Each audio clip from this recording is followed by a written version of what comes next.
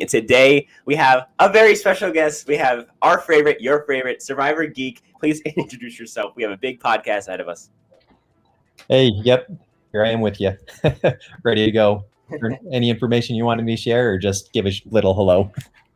Yeah, just tell me about your channel. What do you do? I'm sure like a lot of people who watch my channel watch your channel, but maybe some don't. So to tell them what do you do over at Survivor Geek. It's very popular. It's got 30,000 subs, or was it 30, 35, something like that? I'm actually up to I think about 55 right now. So yep, Wow. on the move. It's There we slow to go. start. It's been moving along, but yeah, mostly I started off, and kind of my bread and butter is just showing Survivor challenges, and so I've got Yeah. pretty much every weekday I throw one of those up, and then over on the community board we have a lot of polls that we try to do every day.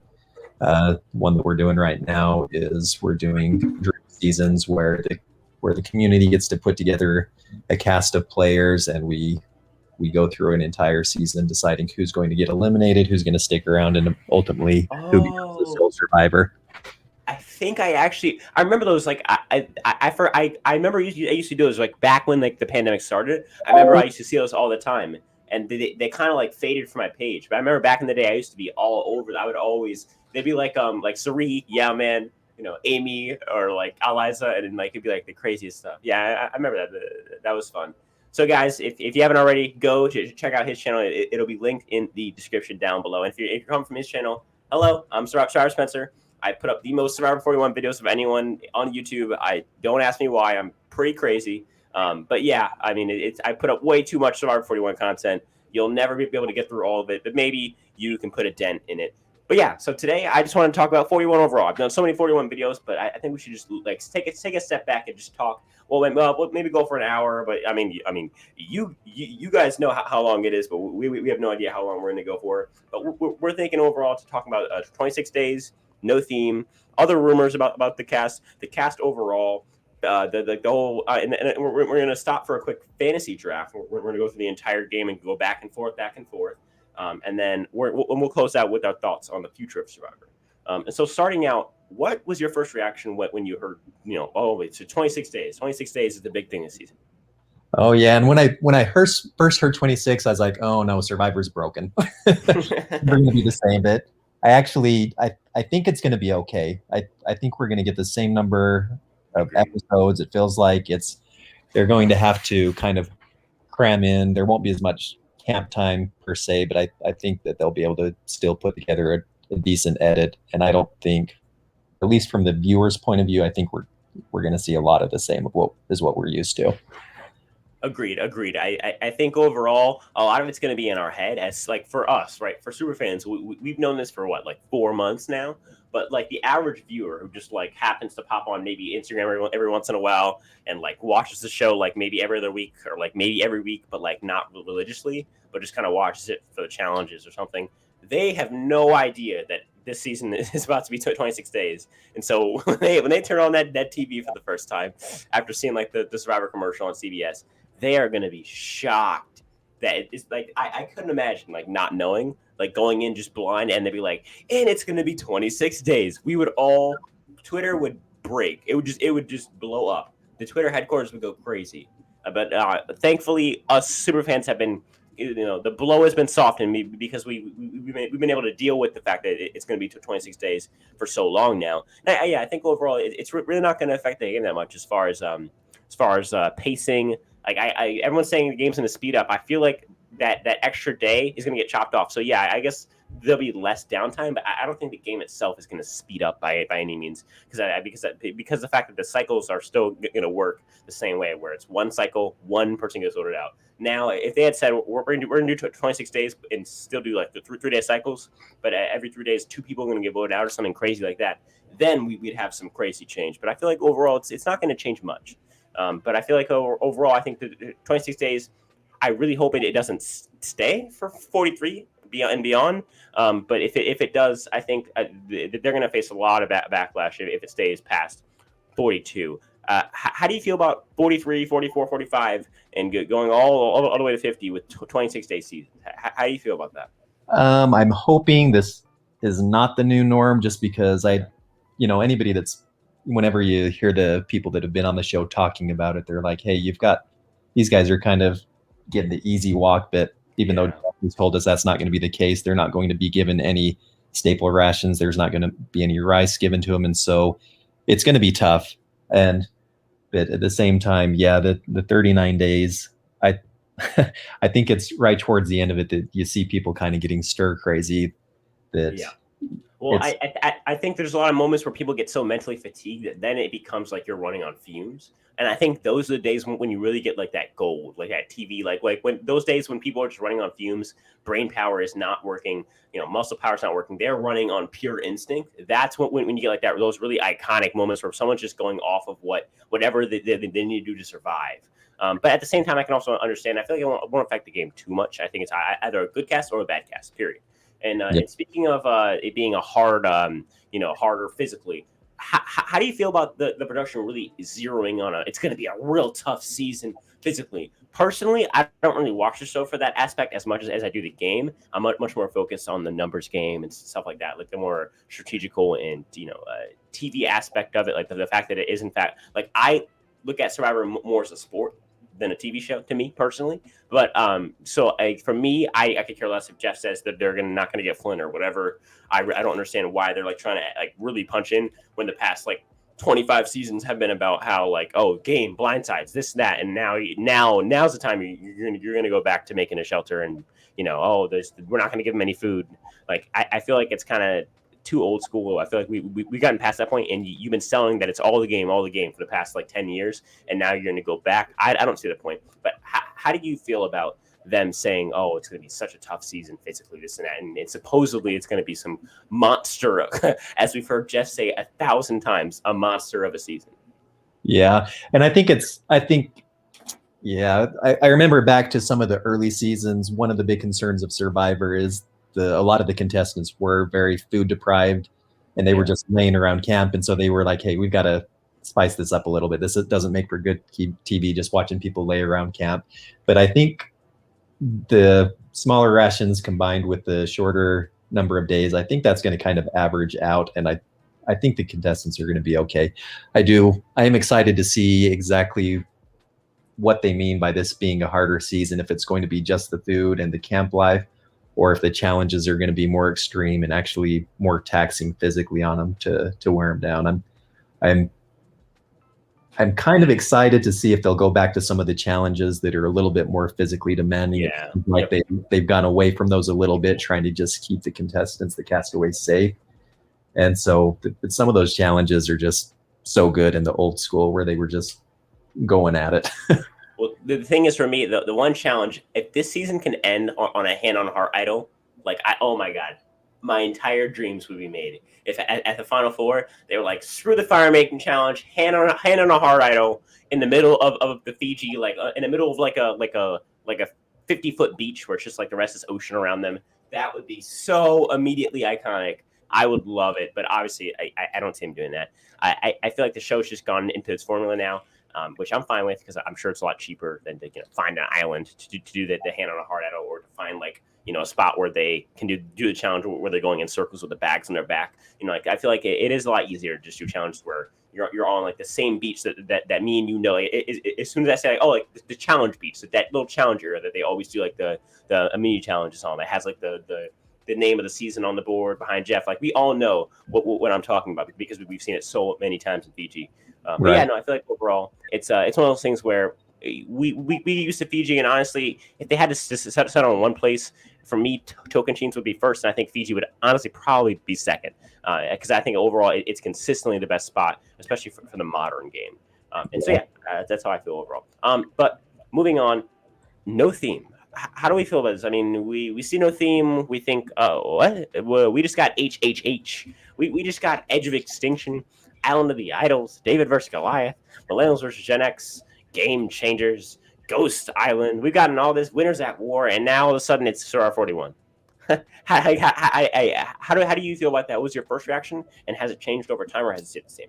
Oh man, I am actually really torn on this one. There's some themes that I've thought have been amazing, and there are other themes that have just kind of been too big of a distraction for me. I think I guess I would start by saying I'm one of the guys. Some people will come along and say, "Hey, I like this season, and this season was just terrible. I'm not in that boat. I'm more of a I love every single season. There are some that they did a lot better, and so, but I'm actually I just saw today that it was mentioned somewhere in something that I read that this is the plan from now on out, is that it's going to be just a number. And so Yeah, it'll be interesting if that sticks long term, or if they do it for a few seasons and they say, you know what, we actually need to go back. I have a feeling that they if they feel like if these two seasons don't air horribly, like they're not both like Ghost Island like level of bad seasons, I have a feeling that they're going to just stick with the names, or sorry, the numbers, because they're like as long as these seasons are at least like average or better. Like I think 41 like has a chance of being like a top 15 season for me personally, and I think 42 I don't know about that, but I think if both seasons can hold up at least decently well, they're going to take that and be like, oh, look, they didn't do that bad. Let's just keep the numbers. But I don't know. It's overall, I don't think it's that big of a deal, honestly. I think the cast is a maker or breaker for every season. Like for me, like the best seasons, like your heroes versus villains, your winners at wars, Kaguya, David versus Goliath, like right there. Those are like arguably the four best casts, in Survivor Race. You know what I mean? So it's like it's one of those things where like the cast really does like make a season or break a season. You see that with seasons like Thailand. You don't care about anyone on that cast. Even the people who are supposed to be quote unquote fan favorites, like you just don't care about them. So you don't like the season. I guess just how it is. Like the cast is so vital. And so I'm excited for this season because I think the cast is genuinely a good cast overall. But before we get to what I was just saying is the cast overall, let's talk about other rumors. So is there any other stuff that you heard where you're like what in the world, or like, oh my god, I'm so excited? Because I have, but I'll let you talk first about this these other rumors. Oh man, the first one that comes to mind is this was actually a rumor that I didn't mean to run into. So if I start to, if it's too big of a spoiler, maybe we'll be quiet. So before you talk, can you give me a hint so I can shut it down if it's too much? The one that I saw, it was a picture on Reddit of somebody that looked like it might have been a medivac. Yeah. Okay. I think I know what you're talking about, and that actually seems okay. Are you talking about someone from the Luvu tribe? Just a second. I'm gonna have to remind myself which tribe this person is on real quick. Because I think I know what you're talking about. Yes. So, yes. So I know who you're talking about. And I'm not even gonna say names because my audience should know about shouldn't have to even have this in their head. But actually, just to clarify, if anyone knows what I'm talking about, that has been denied by both the person who we're talking about and by the people who had originally leaked it. It's been completely denied. Okay, that's good. So it's been completely gone. Yeah. I was curious to see how well this person was going to do in the game, and then I saw that, and I was like, "Oh no, that's something I didn't want to see." I hope it's not true. So no, yeah. It could possibly still be true, but as far as the person themselves had said, no, that's not true. So they could be lying because it actually happened, but at least we're now back on even turf where we're like, it could happen, it could not happen. We don't know, which is good. So it's 100%. There's no confirms or anything like that. Although yes, when I saw it, I was very oh my god. And if you're someone right now who's watching, like, what are y'all talking about? That's a good thing. Stay that way. But yeah, I think overall for me, one of the bigger things was Jeff. He's talking about this game within the game. At first I'm like, what are you talking about, Jeff? And he's like, yeah. If you're younger viewers, you're gonna be able to, see you're gonna sell the puzzles. I got the puzzles on TV, and you'll be able to, it's gonna apply to the game. And that was the sentence that really got me scared. But then because originally I was like, what, like, are people gonna be able to find a puzzle, and if you do, you get a free jury vote or something? I don't know. But I think in the end, I think it's gonna be more like a puzzle for the young viewers, like before the scenes, like in like commercial breaks, and then it'll be like a puzzle, and like if you solve it, you can like figure out, like it's like a really it's like a puzzle that like spoils like maybe like a future challenge for you or something. I don't know, but there's no way. But like my fear with that is that if a kid's supposed to be able to figure it out, how can an adult ignore it? Like, that's scary. That if these puzzles are made for kids and they're spoiling the season, or at least part of the season, how am I as an older viewer supposed to say, okay, I don't want to see that. How do I ignore that? Like, are you gonna tell me when the puzzle's coming up? And if then, do I have to like watch half the episode because the other half is a puzzle in it? It's very confusing for me, and I was not gonna lie, kind of horrified when I saw that the first time. What are your thoughts on the game within the game if you've seen it? Yeah, and I've heard about that one too. And the thing that I heard most recently, I'm trying to remember, is basically there was going to be a game where the players were going, or the viewers would be able to pick which players they thought would get voted out. They would kind of be able to get some points outside of the game. It kind of, from what I've heard, it almost sounded like, yeah, there's going to be a game outside of Survivor, but it's not going to affect the show. Is kind of the take that I got on it. But I guess time will tell on that one. Yeah, I think it's a great way to close out the topic. Is time will tell, because I think we all want to know exactly what's going to happen. And another thing that came out kind of with that same interview was that Jeff's going to be breaking the fourth wall. Or the show is going to be breaking the fourth wall. And the reason that I accidentally said Jeff is going to break the fourth wall is because the only time that we've had the fourth wall broken is in the Caleb medevac. I think we had it in the Russell medevac, and besides that, it was in Borneo when Jeff would explain to us, this is what a tribal council is. The players will go to the tribal council, and here's them hiking, and then here's the tribal council during the day, which was so odd, by the way, to see. If y'all have rewatched the Borneo premiere anytime recently, they show the tribal council in the daytime. It's very weird. Don't ever watch. It's creepy. But yeah, continuing.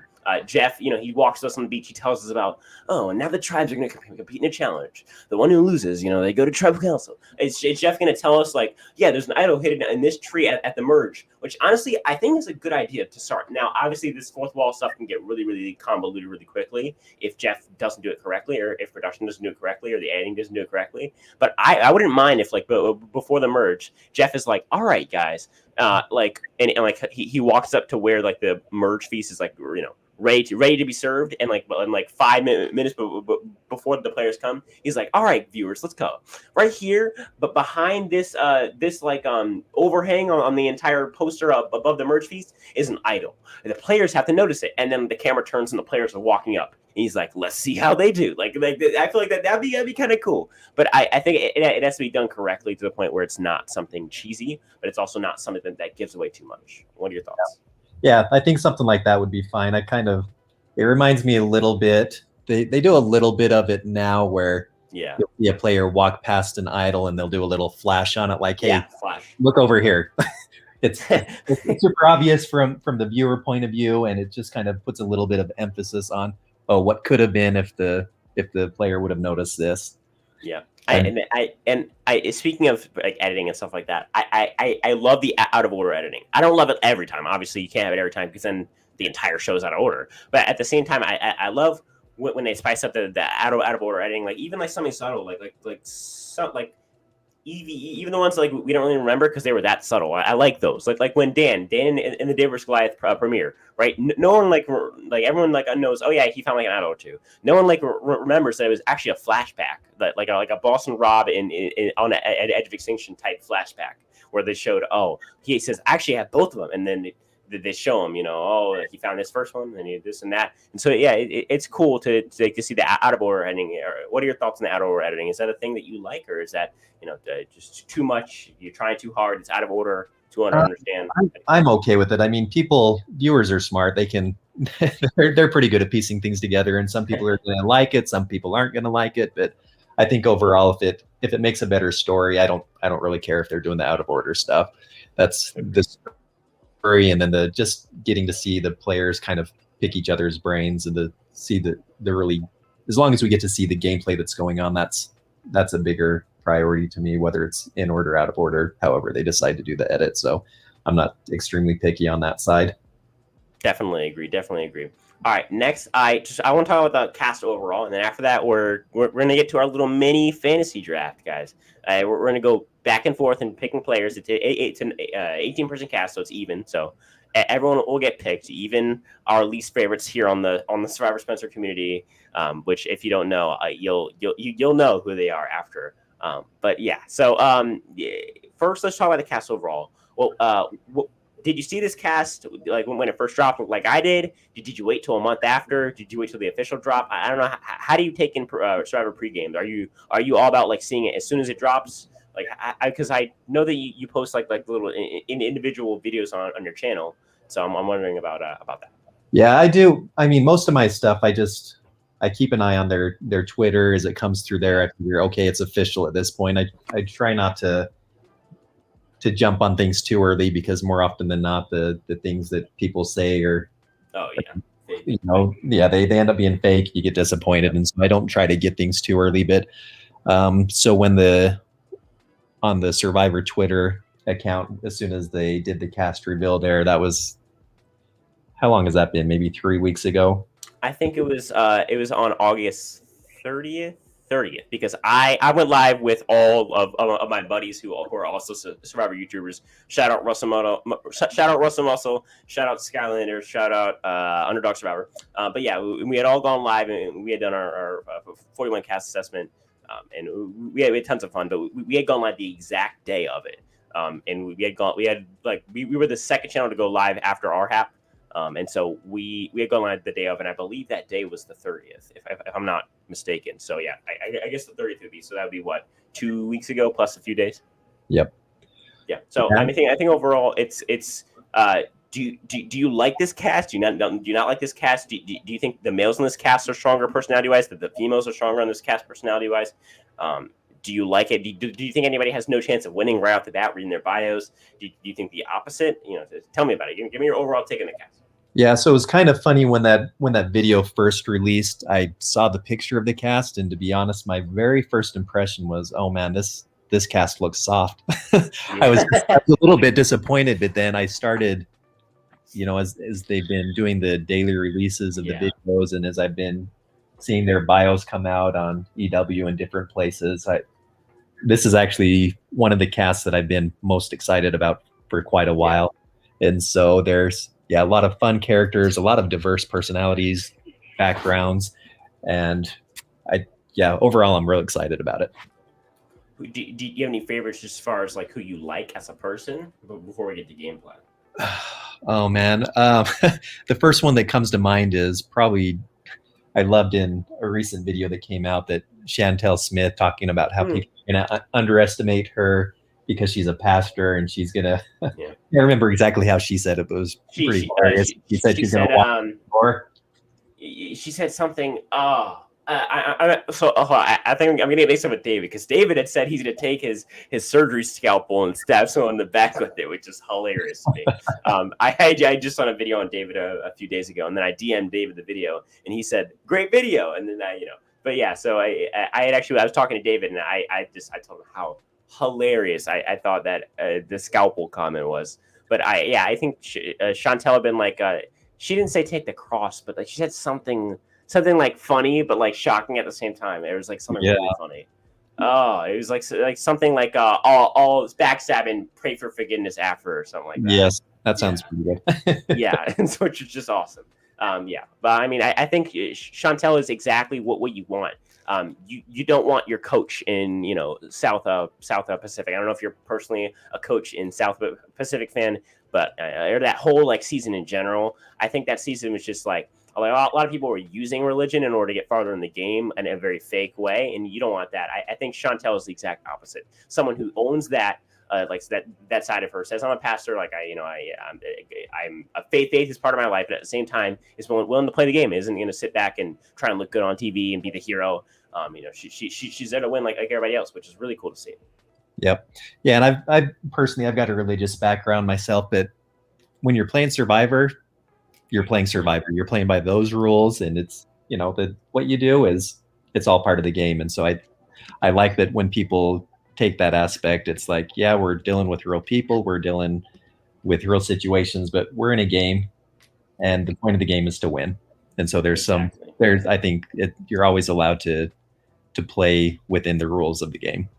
Yep, I think there's indices of crossing the line with people like Brandon Hantz and your Varners and things like that. But then there's also instances of people just playing, the game hard, like someone who plays the game hard, like Russell, right? He played the game hard, he's a villain, right? But like he really, he was just a dude who wanted to win the game and who would do anything to win the game. That's really what it is. And I love people who just do not care. They don't care, one, how they look on TV. They don't care, two, if they end up getting brand deals after, like Kobe did, and getting movie deals, whatever.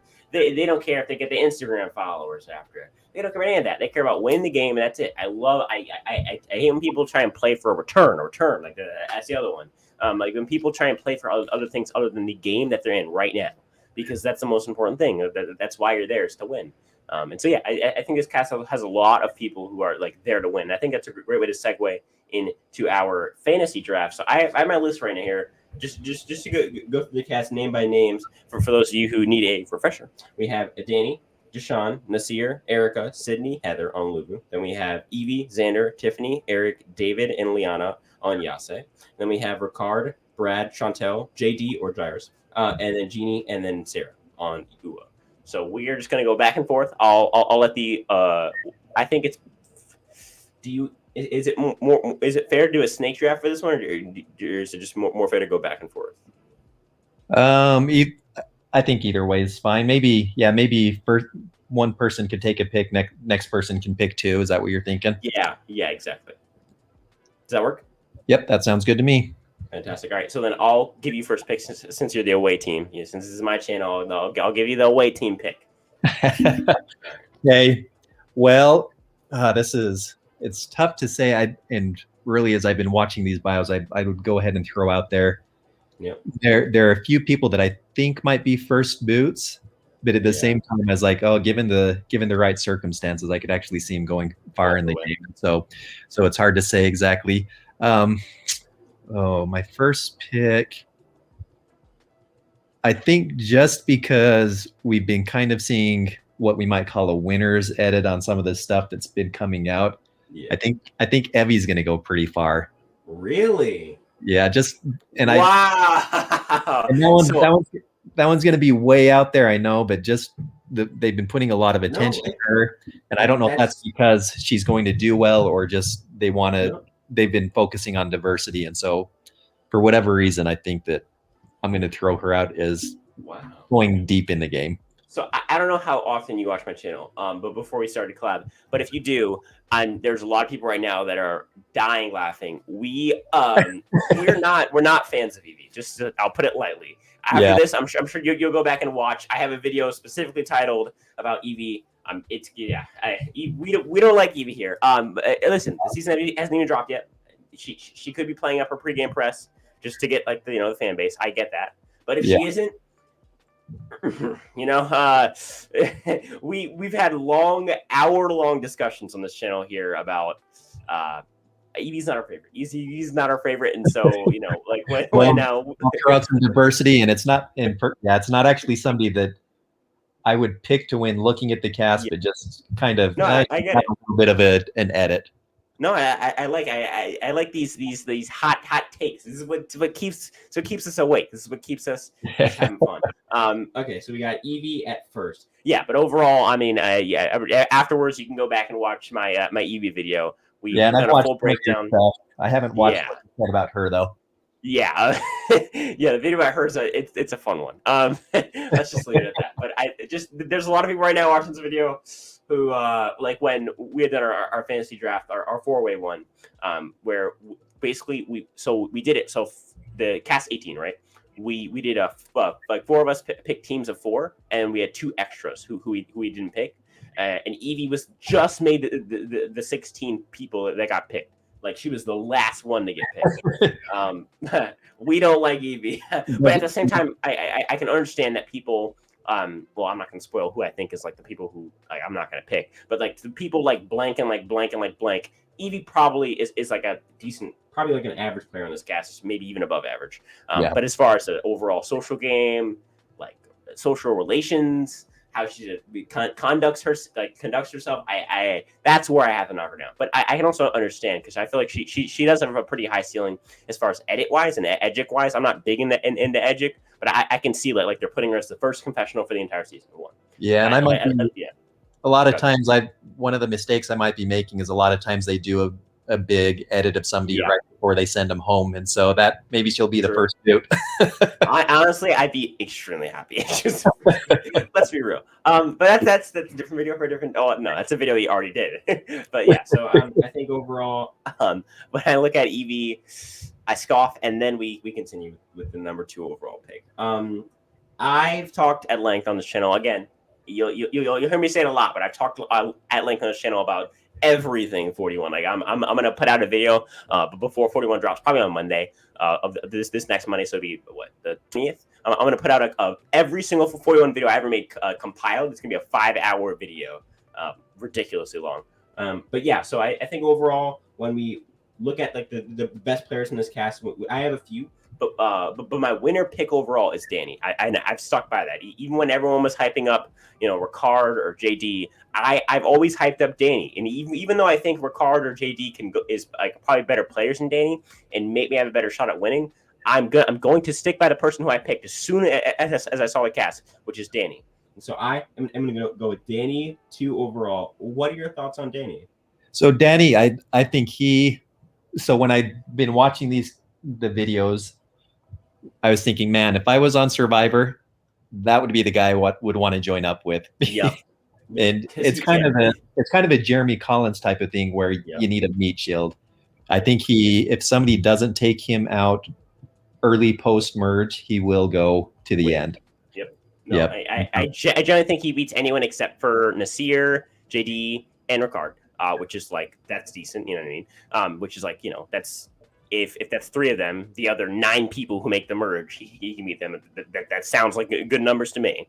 And then I feel like for him, I've said it at length. I've talked about him. His only way to win the game is if he plays like Jeremy. It's the only way he wins. He can't be the meat shield. He has to get meat shields. That's the only way he wins the game. And I've also talked at length on the channel as to why I feel like Jeremy's game is the most repeatable game in Survivor at the moment. I think it's overall the meta right now in Survivor, and it has been for the past 5 years, because these meat shields are just getting so much more vital as people take out threats so much more easier at the merge. Yeah, I think overall with Danny, he has a crossroad. I don't want to jinx it, but he's going to get to the merge. His issue is going to be, is he going to play like Jeremy, or is he going to play like every other merge boot who got booted out at the merge? Yep, and I see him as somebody might. Yeah, he's got a lot. Obviously, physically strong. He seems like a real likable person too, and so if he could either use those to his advantage, and we'll see if people decide to take him out early because of that, or if he goes all the way. It'll be fun to see that. 100%. All right. Is now my pick again, correct, for 3 overall. I'm going to then go, right now it's between Ricard and JD, and although I love JD as a player, you have to go with Ricard. Everybody's picking Ricard to win. Everybody's picking Ricard to win because he's that type of person where he's really nice. He seems like he's really good at the game, and you get this aura of him that he just has confidence in himself. He's not like he's not going to be jittery. He's not going to be some big super fan, but he's also not like just a recruit though at the same time. Like he's obviously he's been a fan of the show, but he's also not like this jittery person. Like he has this strong feeling of him, and he has this aura of like he has himself like down, like he knows himself, and I think that's super big in the game. And he seems like he's overall going in very cool minded and ready to play socially, strategically, and physically.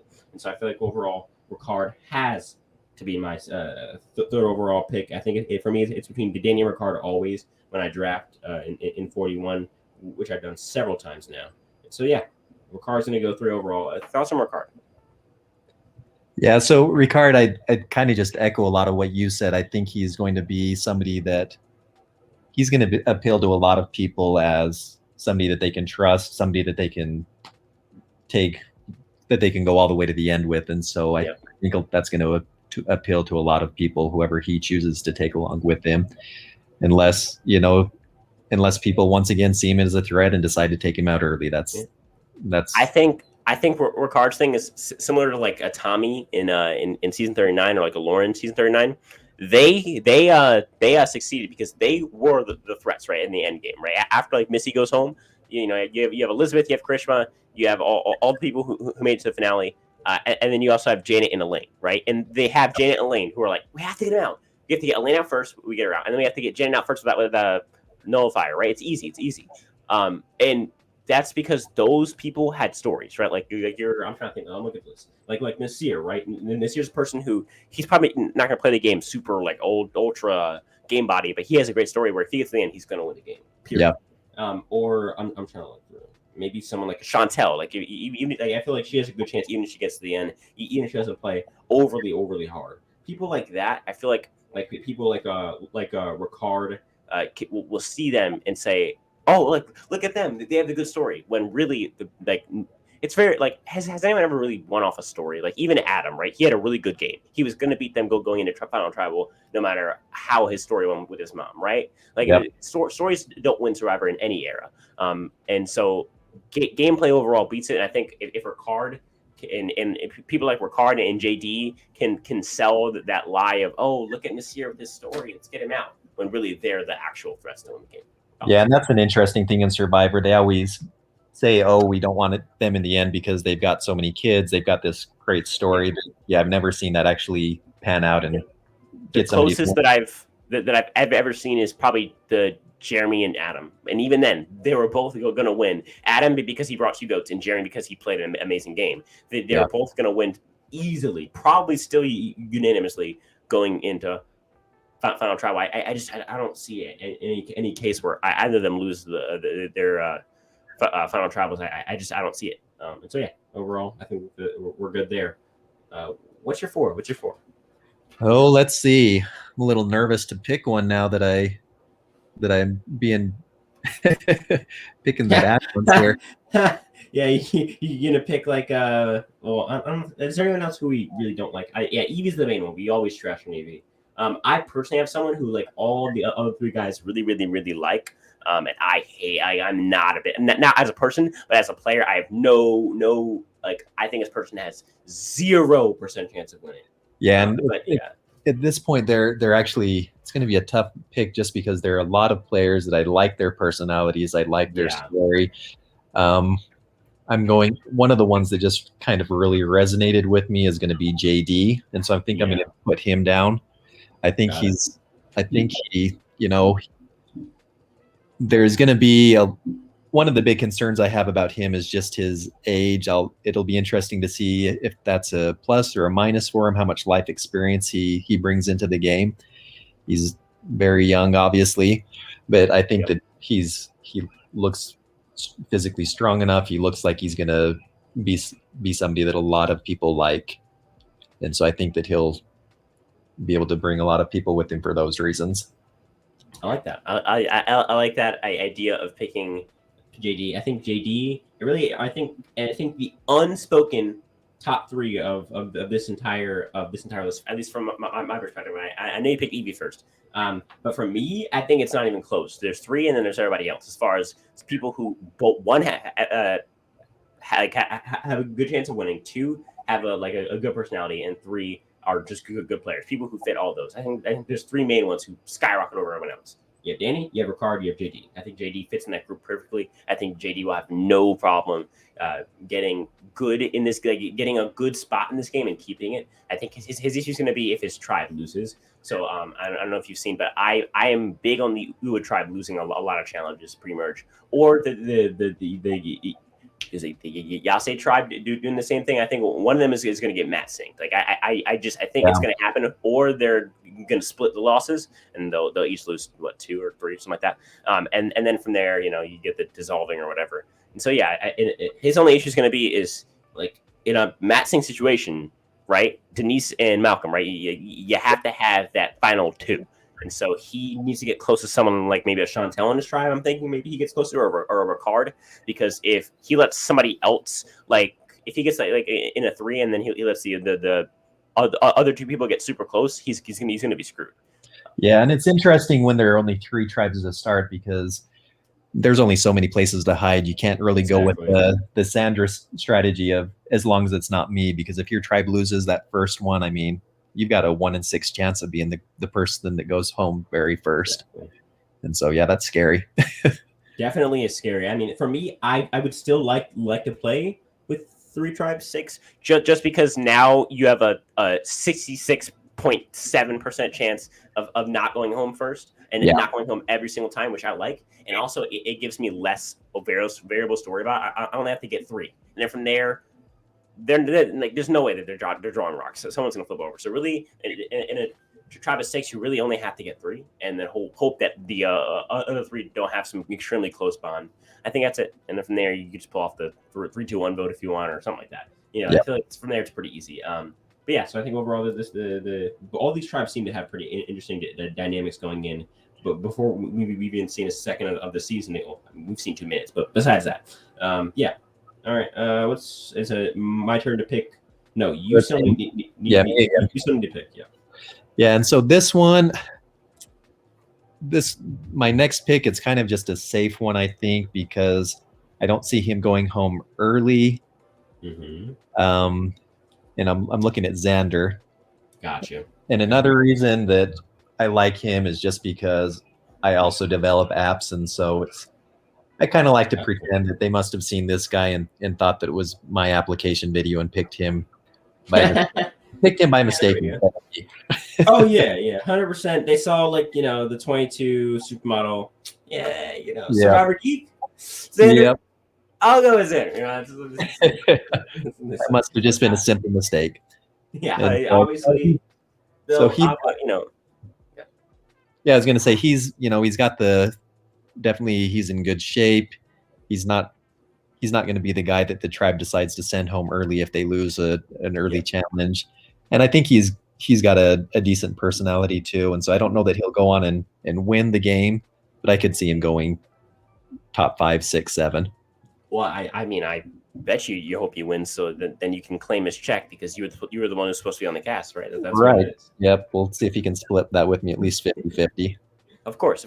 All right. I'm gonna go ahead and fire off my 6 and 7 pretty quickly. My first one, I'm gonna easily go with Chantelle. She's the only female that I really have any faith in this cast, like 100%. Where I feel like if she gets to the end, she has a real good shot. The rest of them, I feel like they're very kind of passive with their gameplay, or at least they're going to be passive, and that's an issue for me going into the game. And then for 7, I'm gonna have to go with it's between 2. I'm gonna go with Deshaun. Because I think Deshaun is probably going to be guaranteed to get to the merge just because he's on Luvu, whereas the other person who I'm thinking of is not on Luvu. And so if it's all, if they're even, the tiebreaker is always if you're on Luvu, I'm going to pick you because you're going to get to the merge because your tribe is like 3 oxes, 2 decent players, and then Heather. So like it's really good. You're good. Yep. All right. And then so I have Chantelle and I have Deshaun. What is your 8 and 9? Yeah, and I was actually hoping that I would get Chantelle, so maybe I should have gone with her on my 5th, but you can have her. And so we're kind of getting to just the likability area of the game, I think. And I'm gonna Nasir, he's got that fun backstory. Gotcha. So I'll go ahead and put him down at this point, I think. Let's see, that's our number 8 pick, right? Yeah, that's your number. It's your number 8. Now, what's the number 9 we got coming? Okay. You better not pick my player. I got my player. I'm waiting to pick this person. Oh man, yeah. There's still quite a few good options here, and I could see any of them sneaking into this next spot. Oh my god! You're a player, bro. Oh, God. I think I know who you're going to pick, and so I'm gonna let you have that person. Okay.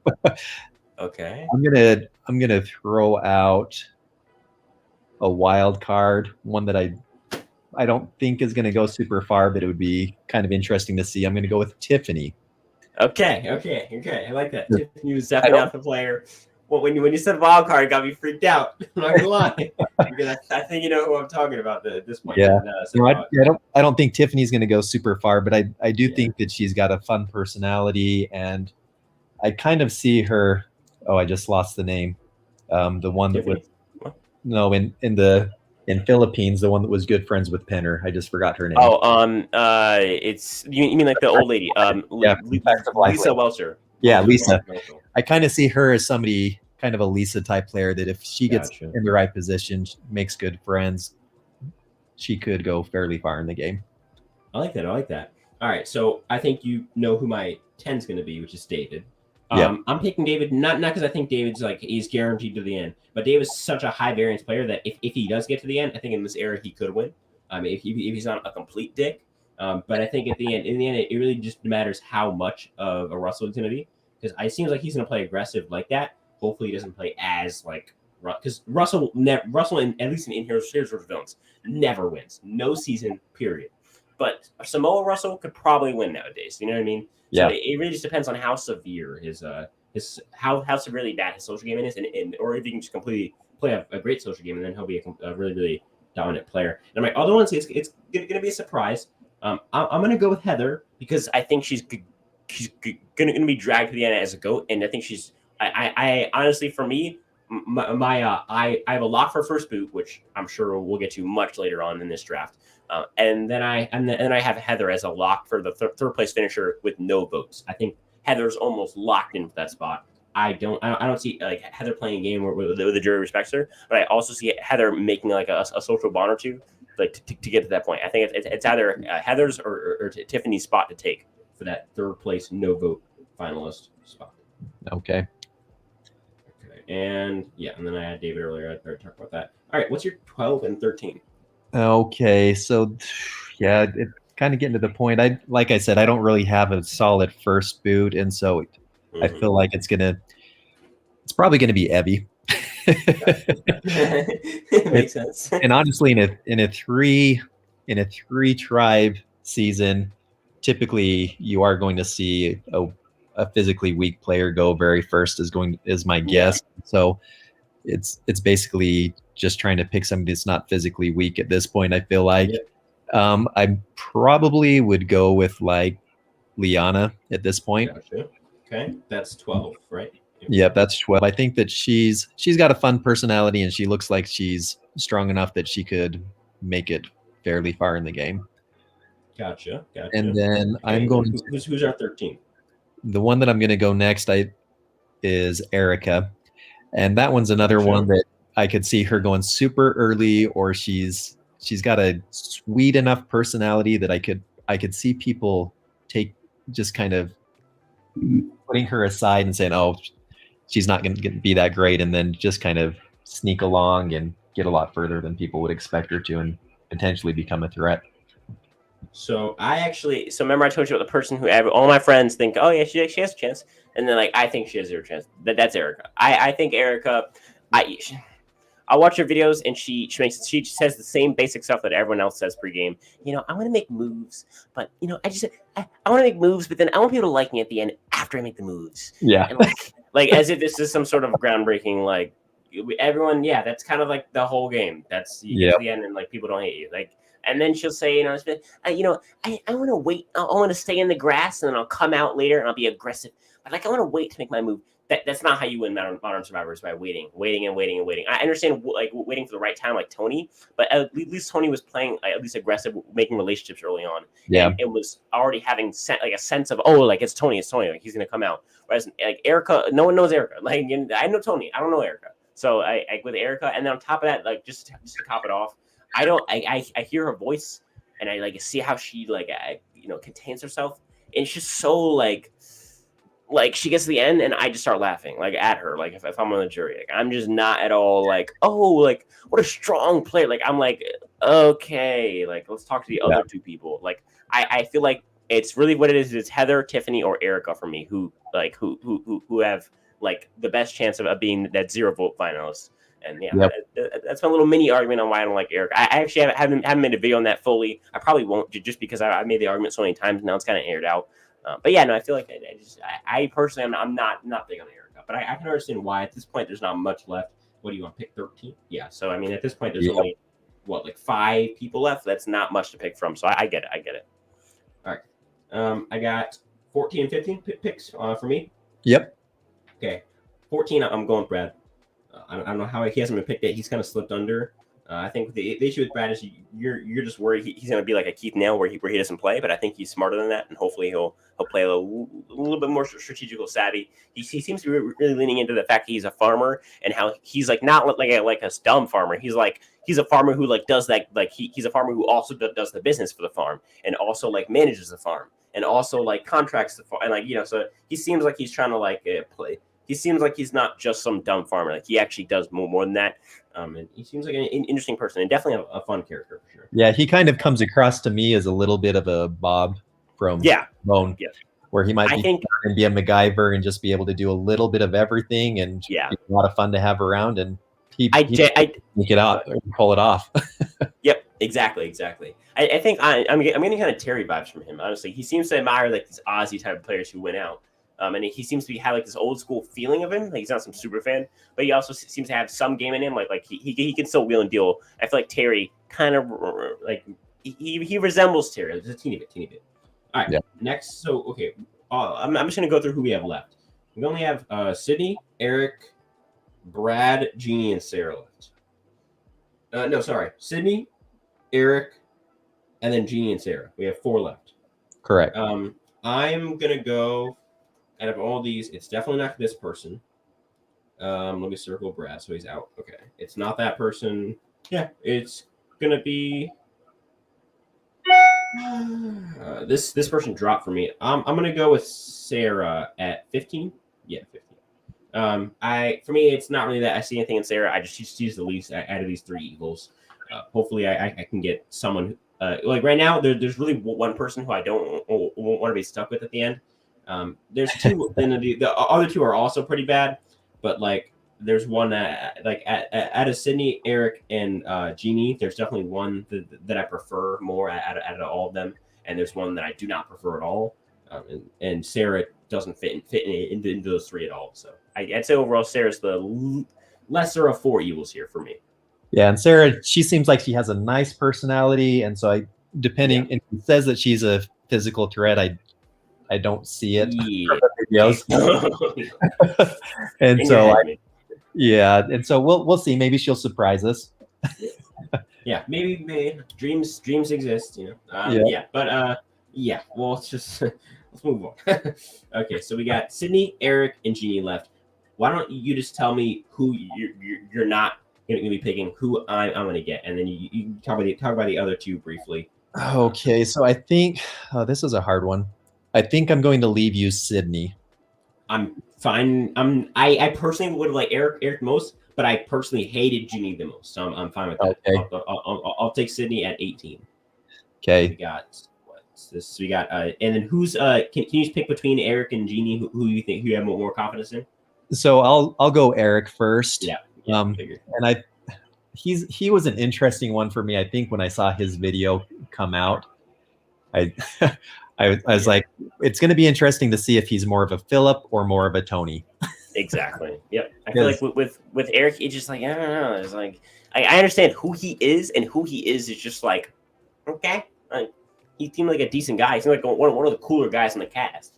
Yeah. Hey, okay. Like give me some more. I need some more personality from Eric. He seems like more of like a person than a personality. And I mean, that can be a good thing or a bad thing, depending on how overblown somebody's personality is or how underblown somebody's personality is. Yeah. And then Jeannie, I'm not a big fan of her. Obviously, she went 17, and so we left her till the end. I think that she probably would. I would guess that Sydney would actually make it further than her, but I don't see her going to the end just because. Yeah. I don't know. She came across as kind of a Sydney. Sydney, right? Yeah, I think Sydney likes Sydney a lot more than most people like her. If that makes sense. I might have the wrong take on her, but she seemed confident in the way that other people might. Sydney, I think she was cast to be what's her face? Angelina from Dave vs. Goliath. I think she was cast to be like that petty, like unaware, like selfish, conceited, hubris, like raised. Like she even said it herself, raised with a silver spoon. She said it like by word. I feel like she was cast to be like that same, like a David in a season that isn't even David versus Goliath. Or sorry, I mean a Goliath in a season that isn't even David versus Goliath. I think she was cast as a Goliath, like seriously. Yeah. Yeah, I just see her like as a carbon copy of Angelina, except just more attractive, and that's even going to up her like for lack of a better term, bitchiness. Like I feel like she like they're gonna have a field day editing her as like our female villain for the season. And Yeah, I think it'll be fun. I think she's gonna give them tons of lines, like just like Morgan and Kagyan, where she is gonna say tons of dumb stuff that she's like doesn't mean, but like she said it the wrong way. Like hey, Morgan, right? She's like she's like she said all types of stuff in Kagyan, like I don't mean to be conceited, but Cass just doesn't like me because she's old and saggy. Like I feel like Sydney, we're gonna get a lot of stuff from Sydney. Like yeah, I mean to be conceited, but Nasir, he just doesn't know a life of luxury. He wasn't born in Beverly Hills. Like I think we're gonna get some of that type of talk from Sydney. I think that's why she's on the season, and I think she knows that, and she's probably playing up a bit. But I hope she's just playing up and not actually for real, sincerely that conceited in her everyday life.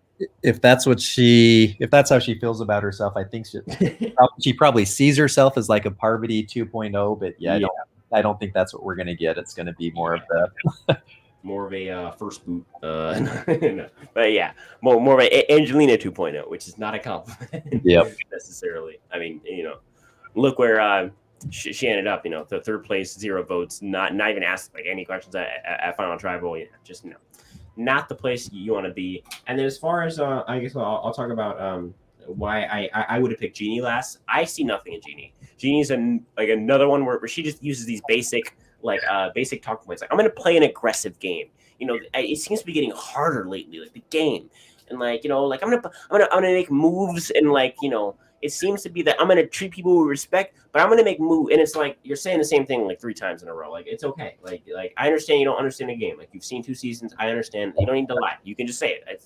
You don't need to admit it. It's not a secret, bro. Like, I feel like with people like her who, like, obviously saw 2 seasons before they came out there, like, she probably saw, like, Millennials versus Gen X in Game Changers back to back. That's probably the 2 seasons she saw. And I have no idea why I just guessed that, but I have a feeling.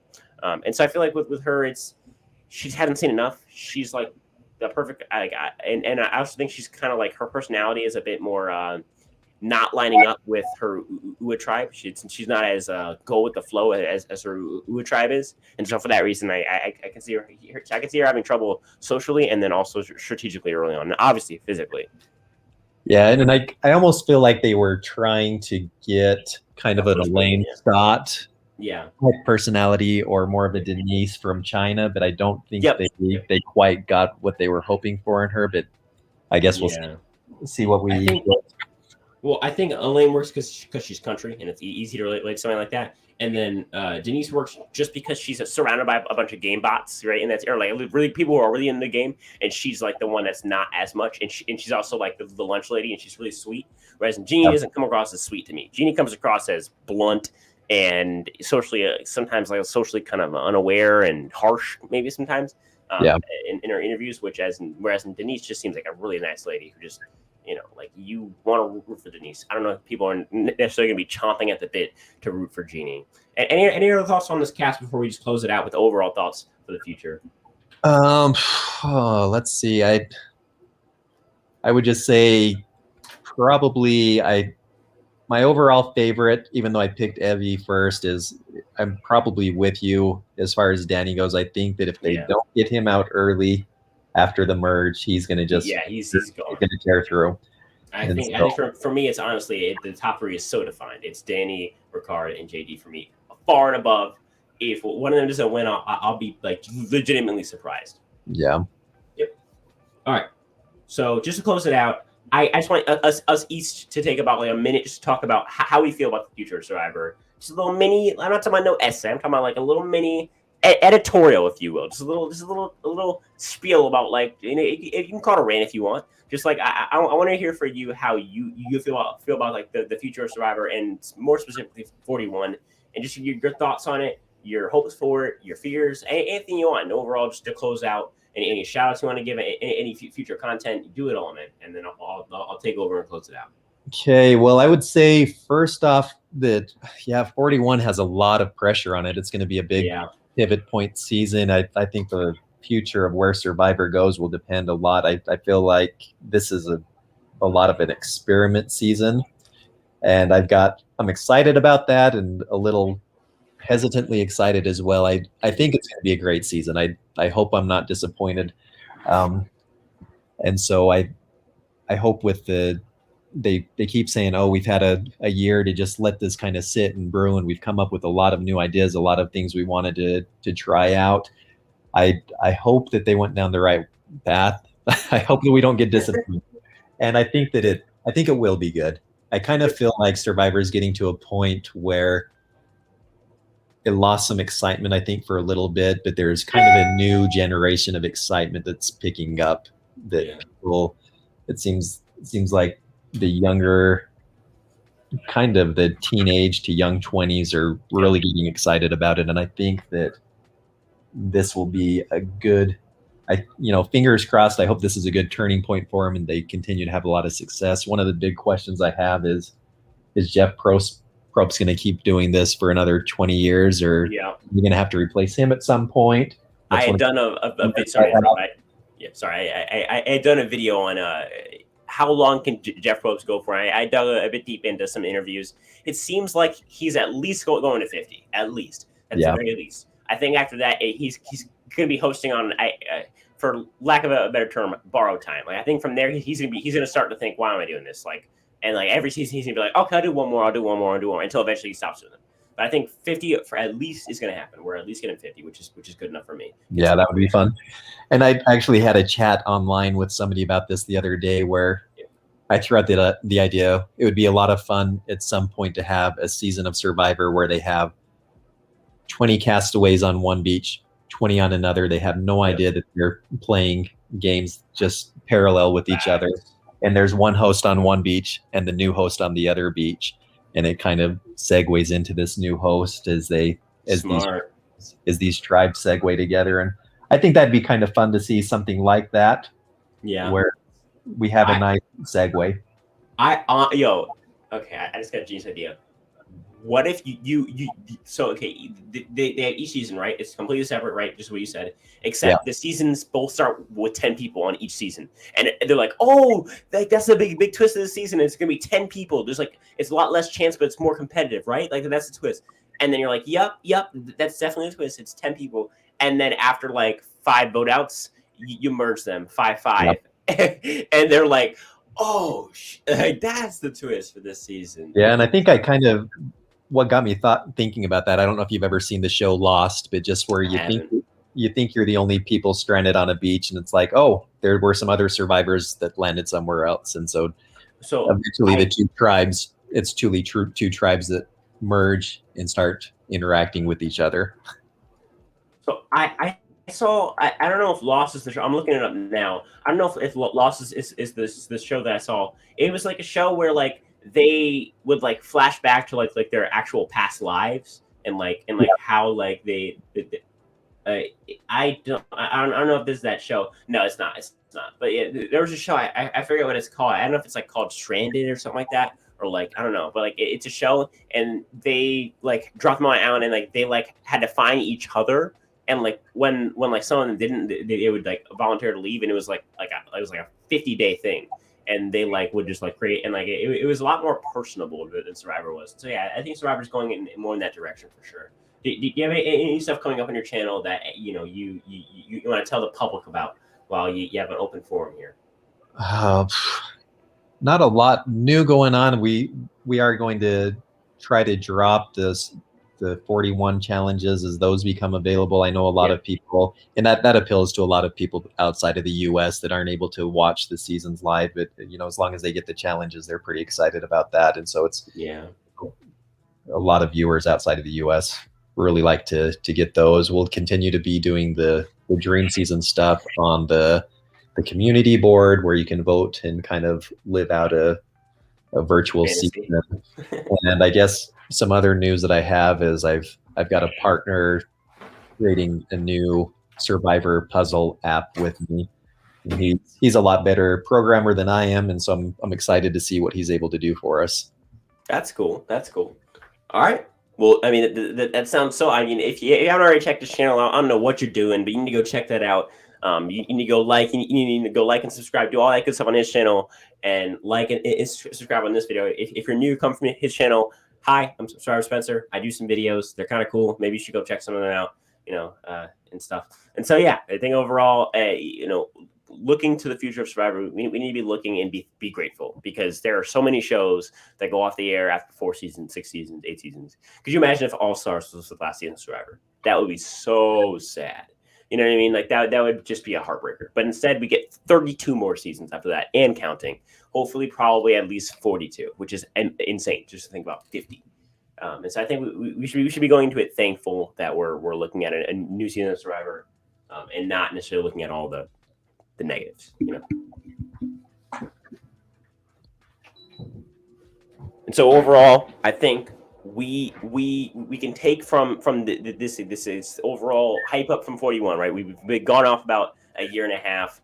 We've started seeing all this stuff popping up, and although some of it seems kind of crazy, right? We see all this stuff like with game within the game, right? We're gonna hide some puzzles in the show. Seems stupid. Let's get a chance because it could be something new and crazy and fun.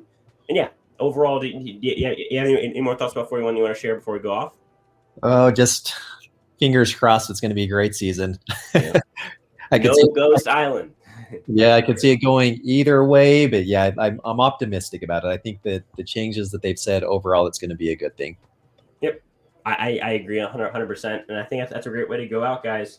Thank you so much for tuning in. If you're still here, you're crazy, and I love it. Continue to support. Drop video suggestions in my comments. I do 95% of your guys' suggestions. For those of you who want an update, I will be streaming about 5 minutes after every Survivor 41 episode drops. So tune in for that to my channel. Be ready. You can talk to us. We'll answer your questions and give our opinions, and we'll hear yours out, even if you like Evie. I promise. And so overall, and then over the weekends, we'll be planning on doing a power ranking and predictions podcast in which we'll have some guests on from other channels like Snuffed, maybe even Survival Geek, or come on one of these power rankings podcasts. Who knows? Well, maybe you never know what you'll find when you click on a Survivor power rankings and predictions video. But yeah, overall, guys, thank you so much for the continued support. The growth over these past 3 months, absolutely tremendous. Keep it going, guys. And if that's it, I will stop keeping you here. You guys can go home and get back to your life and stuff.